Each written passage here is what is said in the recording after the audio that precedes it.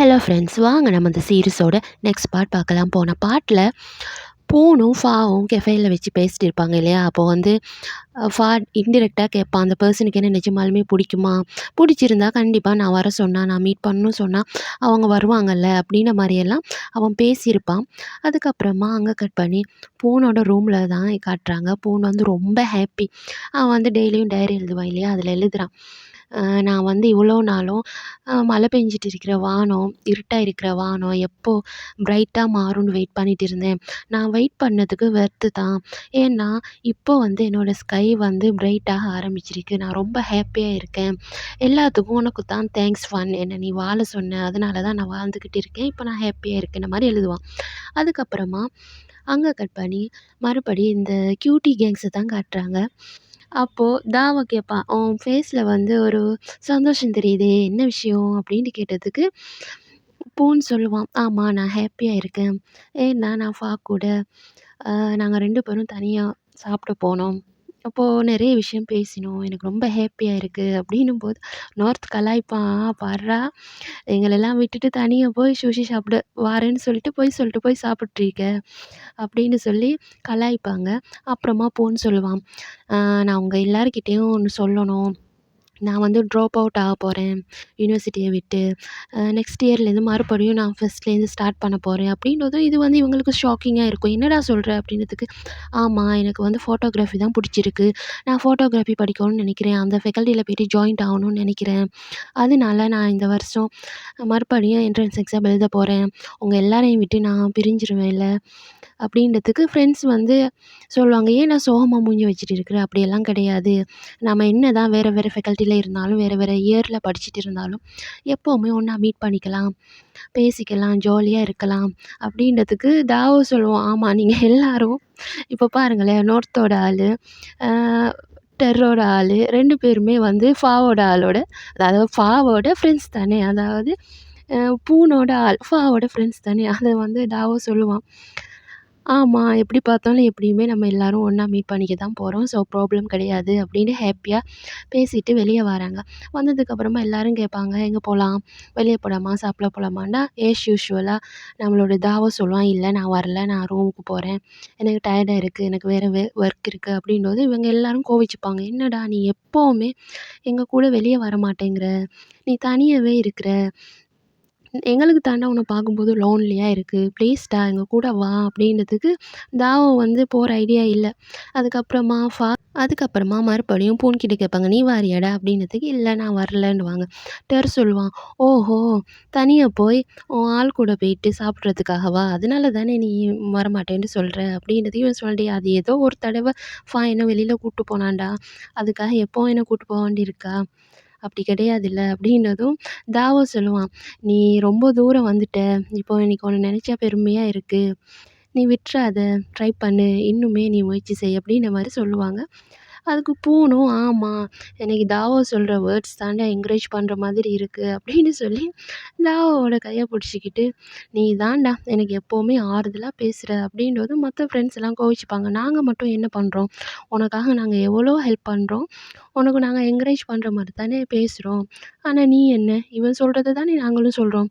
அப்படின்னுவாங்க. அதுக்கு பூன்னு சொல்லுவான், "நீங்க சொல்றதுக்கும், டாவோ குட்டி சொல்றதுக்கும் டிஃப்ரெண்ட் இருக்கு. எனக்கு டாவோ குட்டி சொல்றது தான் புடிச்சிருக்கு." அப்படின்னு சொல்லிட்டு தாவா கூட போவான். நான் நோர்த்துக்கு கடுப்பாவும் இவங்க 2 பேரையும் அப்படின்னு சொல்லிட்டு நோர்த் அங்கேருந்து கிளம்புவான்.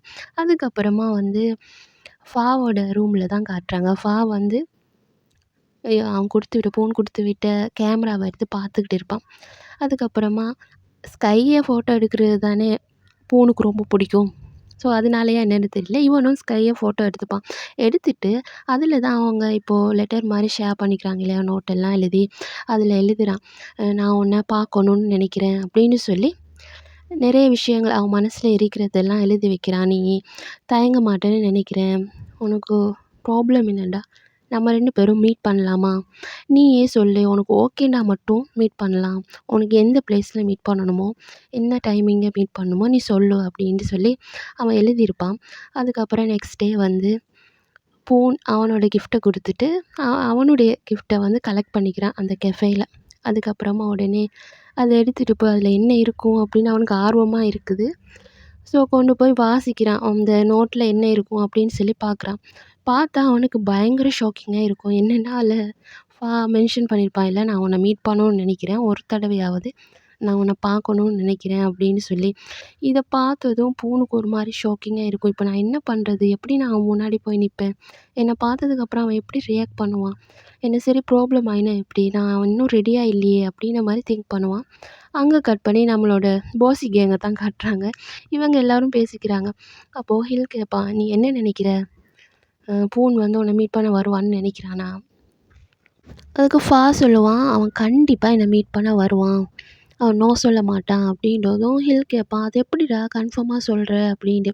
இந்த இடத்துல நீங்க பார்க்கணும், ஆர்த்திக் வந்து இந்த கன்வர்சேஷன கேட்டுருக்க மாட்டான். அவன் தூங்கிட்டு இருப்பான். அத நல்லா நோட் பண்ணிக்கோங்க.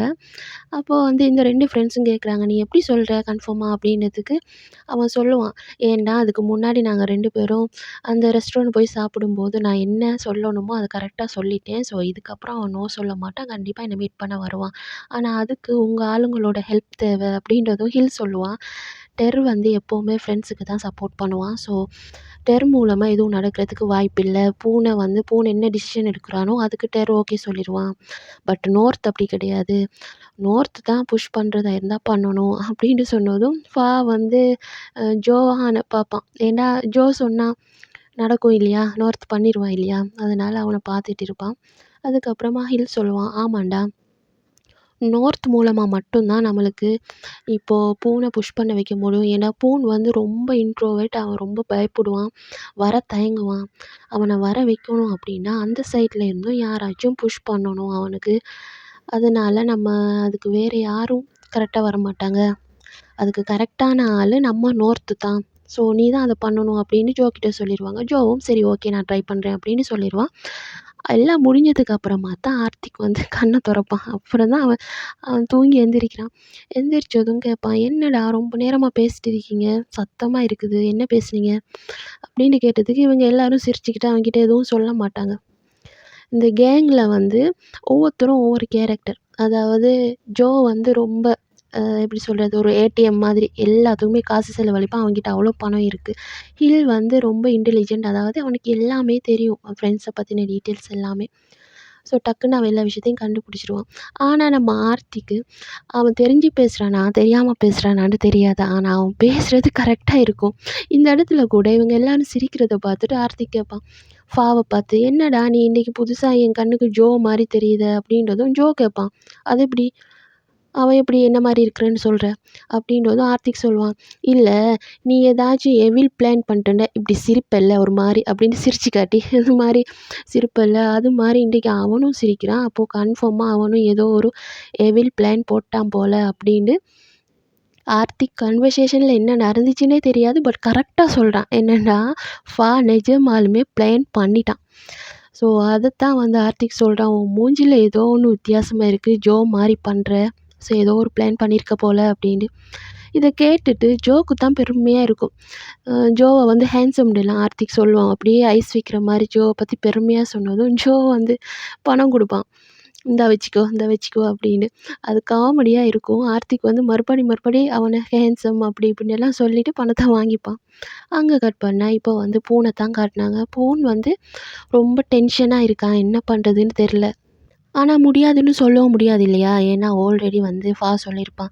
அவனுக்கு நிஜமா என்ன புடிச்சிருந்தா அவன் கண்டிப்பா வருவான் அப்படின்னு. ஸோ அதனால அவன் ஒரு கண்டிஷன் எழுதுறான். "நான் வாரேன் உன்ன மீட் பண்றதுக்கு. பட் நான் வியர்டா ட்ரெஸ் பண்ணிட்டு வந்தா நீ கண்டுக்க கூடாது" அப்படின்னு. என்னடா வியர்டா இருக்கும் அப்படின்னு பார்த்தா, இங்க நார்த்து தான் அவன எப்படியோ இழுத்து புடிச்சு கூட்டு வந்திருப்பான் ஒரு பிளேஸுக்கு. இங்க தான் மேல வந்து இருக்கான் போய் மீட் பண்ணு அப்படின்னு. பார்த்தா அவன் வந்து ஃபுல்லா கவர் பண்ணி வந்திருக்கான். அதாவது ஃபேஸ்ல மாஸ்க் போட்டு, அதுக்கப்புறம் சன்கிளாஸ் போட்டு, கேப் போட்டு ஒரு பிளாக் கலர்ல ஹூடி மாரி போட்டு எல்லாமே ஃபுல்லா பக்காவா கவர் பண்ணிட்டு வாரான். அங்க வந்து வெயிட் பண்ணிட்டு இருப்பான். இவன் வருங்காட்டிலும். ஆனா க்கு தெரியும் இது பூன் தான்ட்டு. பட் பூன் எப்படி அவன் எந்த தைரியமா வாரானா, இல்ல எப்படி வாரான் அப்படின்றது அவனுக்கு தெரியாது இல்லையா? ரொம்ப நர்வஸா இருப்பான். பட் அங்க பார்த்தா வந்து பூன் ஃபுல் கவர் அப் பண்ணி வந்திருப்பான் இல்லையா? அத பார்த்துட்டு அவனுக்கு சிரிப்பா தான் இருக்கும். அதுக்கப்புறமா பூன் வந்து மொல்லமா போய் வோட பக்கத்துல போய் அப்படியே நின்னுப்பான். எதுவும் பேச மாட்டான். பார்த்துட்டு சொல்லுவான், "நீ வந்துட்டியா? நீ வரமாட்டேன்னு நினைச்சேன். ரொம்ப தேங்க்ஸ் நீ வந்ததுக்கு. நான் உன்கிட்ட வேற ரொம்பலாம் கொஸ்டின் கேட்க மாட்டேன், பயப்படாத. பட்டு என்னோட சேஃப் ஸோனே நீ தான். உனக்கு என்னோட சேஃப் ஸோனா இருக்கிறதுக்கு ஓகேவா? அந்த மாரி கேட்பான். அதுக்கு வந்து பூன் தலைய மட்டும் தான் ஆட்டுவான். அதுக்கப்புறமா பூன் கேட்பான், "நீ எதனால என்ன பார்க்க வரதுக்கு ஓகே சொன்ன? நான் எதிர்பார்க்கவே இல்ல. நீ வருவியா மாட்டியான்னு நான் யோசிச்சுக்கிட்டே தான் இருந்தேன்." அப்படின்றதும் பூன் வந்து எதுவும் பேச மாட்டான். வாய்ஸ்ல கண்டுபிடிச்சிருவான் இல்லையா? அதனால. ஸோ பாக்கெட்ல இருந்து ஒரு நோட் எடுத்து அதில தான் எழுதுவான். அவன் என்ன பேசணும்னு நினைக்கிறானோ, கேட்குற ஆன்சர் எல்லாத்துக்கும் பதில வந்து அந்த நோட்ல தான் எழுதி காட்டுவான். இத பார்த்துட்டு சிரிப்பா இருக்கும். சரி ஓகே பரவால்ல அப்படின்னு அவன் இந்த இடத்துல அவனுக்கு தெரியுது. இது பூன் தான்ட்டு தெரியுது. பட் இருந்தாலும் பூனோட கம்ஃபர்ட்ட நம்ம உடைக்கக்கூடாது. அவனுக்கு அன்கம்ஃபர்டபுளா இருக்கிற விஷயங்கள நம்ம பண்ணக்கூடாது அப்படின்றதுக்காக, வந்து ரொம்பவும் ரெஸ்பெக்ட்ஃபுல்லா அவன் அந்த இடத்துல ஹேண்டில் பண்ணுவான். அப்புறமா அவன் கேட்பான், "எனக்கு ரொம்ப ஹேப்பி நீ வந்ததுக்கு தேங்க்ஸ்" அப்படின்னு. நம்ம 2 பேரும் ஆல்மோஸ்ட் ஒரு 2 மந்த்துக்கு மேல லெட்டர் மூலமா பேசிக்கிறோம். இந்த லெட்டர்ல நீ வந்து எழுதுற வார்த்தைகள் எல்லாம் ரொம்ப ஸ்வீட்டா இருக்கும். நீ எனக்கு மட்டும் தான் இப்படி கைண்டா இருக்கிறியா? இல்ல எல்லாருக்குமே இப்படித்தானா? அப்படின்றதும் பூன் வந்து எழுதி காமிப்பான். இல்ல நான் உனக்கு மட்டும் தான் இவ்வளோ கைண்டா இருக்கிறேன். அதாவது உனக்கு மட்டும் தான் லெட்டர் எழுதுறேன்ற மாரி அவன் மென்ஷன் பண்ணுவான். இதெல்லாம் பார்த்துட்டு அ வந்து ஒரு மாரி பார்த்துக்கிட்டே இருப்பான். இவனுக்கு எதனால தயக்கம்? எதனால பயப்படுறான்? சின்ன வயசுலேருந்து என்ன நல்லா தெரியும். நான் ஒண்ணும் அவன் மேல கோவப்பட போறது கிடையாது. பட் இவ்வளோ தயக்கமா, இவ்வளோ இதா இருக்கிறதுக்கான காரணம் என்ன? அப்படின்ற மாரி மைண்டுக்குள்ள திங்க் பண்ணிட்டு இருப்பான். அப்புறமா பூன் வந்து நோட்ல எழுதி காட்டுவான். நீங்க எதுக்காக என்ன வர சொன்னீங்க? நான் இங்கேருந்து கிளம்பட்டுமா?" அப்படின்றதும் பார்ப்பான். "அதுக்குள்ள போறியா? ரொம்ப நேரம் எல்லாம் இல்ல. கொஞ்ச நேரம் இரு. நீங்க வந்தது எனக்கு பெருசு. நான் வேற எதுவும் உன்கிட்ட கேட்க மாட்டேன்." அப்படின்னு சொல்லிட்டு, அப்படியே கிட்ட போய் அவன் கேட்பான். அட்லீஸ்ட் உன்னோட கைய குடுக்குறியா? நான் உன்னோட ஹேண்ட ஹோல்ட் பண்ணிக்கட்டுமா?" அப்படின்னு கேட்டுட்டு தயங்கிக்கிட்டே நிப்பான் இவன் குடுப்பானா, மாட்டானா அப்படின்னு பார்த்துக்கிட்டு. பட் பார்த்தா, பூன் வந்து லைட்டா அவனோட கைய குடுப்பான். ரொம்ப ஹேப்பியா இருக்கும். பூன் வந்து அவன ட்ரஸ்ட் பண்ணி கைய குடுக்குறான் அப்படின்னதும், அந்த கைய பிடிச்சு அப்படியே மொல்லமா எடுத்து, "உன்னோட கை ரொம்ப சாஃப்ட்டா இருக்கு. இஃப் யூ டோன்ட் மைண்ட்" அப்படின்னு சொல்லி அவன் உடனே அவன் கையில கிஸ் பண்ணிருவான். இத வந்து பூன் எதிர்பார்த்திருக்க மாட்டான். பூனோட கேரக்டர் எப்படி? அவன் லைஃப்ல அவனுக்கு லவ்வே கிடைச்சிருக்காது. ஸோ இப்போ வந்து இப்படி பண்ணதும் அவனுக்கு ஒரு மாரி ரொம்ப எமோஷனல் ஆயிரும். பூன் வந்து ஒரு மாரி கண்ணெல்லாம் கலங்கி ஒரு மாரி பதட்டமாகுவான். இவன் கேட்பான், "நான் உன்ன ரொம்ப லவ் பண்றேன். உனக்கும் என்ன புடிச்சிருக்கா?" அப்படின்னு கேட்டதுக்கு, பூனால பதிலே சொல்ல முடியல. அப்போ இவன் கேட்பான், "என்னாச்சு? என்ன ப்ராப்ளம்?" அப்படின்னா, அவன் அந்த பக்கம் திரும்பிப்பான். அவனுக்கு கண்ணால அப்படியே கண்ணீர் ஊத்தும். அழுதுகிட்டே இருப்பான். இத பார்த்ததும் சொல்லுவான், "என்னாச்சு உனக்கு? அழாத. நான் என்ன சரி தப்பா பண்ணிட்டேனா? நான் இப்படி பண்ணது உனக்கு பிடிக்கலையா? சரி வேணும்டா நீ அழுது முடி. நான் கண்ண மூடிக்கிறேன்.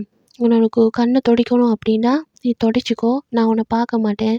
நான் என் கண்ண மூடிக்கிறேன்." அப்படின்னு சொல்லிட்டு, வந்து ரொம்ப மெச்சூர்டா பாவம் அப்படியே கண்ண மூடிப்பான். "நான் என் கண்ண மூடிக்கிறேன். நீ உன்னோட கண்ண துடைச்சிக்கோ. அழாத" அப்படின்னு சொல்லுவான். ஏன்டா அவனுக்கு தெரியுது பூனை அழுகுறான் அப்படின்னு. அவனுக்கு இருக்கிற ப்ராப்ளமே இவன் எதனால இப்படியெல்லாம் இருக்கான்றது அடிக்கடி வந்து கன்ஃப்யூஸா தான் இருக்கும். ஸோ இந்த இடத்துல அவன் கண்ண மூடிக்கிறான். பூன் வந்து உடனே இதான் சான்ஸ் அப்படின்ட்டு உடனே மாஸ்க்க கழட்டி, சன்கிளாஸ் எல்லாம் கழட்டி அவனோட கண்ண துடைக்கிறான். அவன் ரொம்ப ஒரு மாரி அழுதுருப்பான். ஏன்டா அவனுக்கு வந்து அவனோட லைஃப்ல லவ்வே கிடைச்சிருக்காது. ஸோ இப்போ வந்து அவன டேக் கேர் பண்ணி பார்த்துக்கிறது, இப்படி பண்றது, இதெல்லாம் வந்து அவனுக்கு ரொம்ப எமோஷனலா இருக்கும். லைஃப்ல யாராச்சும் நம்மள லவ் பண்ண மாட்டாங்களா? நம்மளுக்கான லவ் கிடைக்காதான்னு ஏங்கிட்டு இருக்கிற ஒருத்தங்களுக்கு, அவங்களுக்கு புடிச்ச ஒருத்தங்களே திருப்பி லவ்வ குடுத்தா, அது ரொம்ப எமோஷனல் தானே இருக்கும். ஸோ அதுதான் இந்த இடத்துலயும் நடக்குது. அப்புறமா வந்து கண்ண தொறக்காம அவன் அப்படியே இவனோட பூனோட கன்னத்த அப்படியே தொட்டு திருப்பி அவன் சொல்லுவான், "நான் உன்னோட கன்னத்த தொடச்சு விடட்டுமா?" அப்படின்னு சொல்லி அந்த விரலால அவனோட கண் எங்கே இருக்கோ அத தேடி தொட்டு, அந்த சீன் வந்து ரொம்ப அழகா இருக்கும். கியூட்டா இருக்கும்.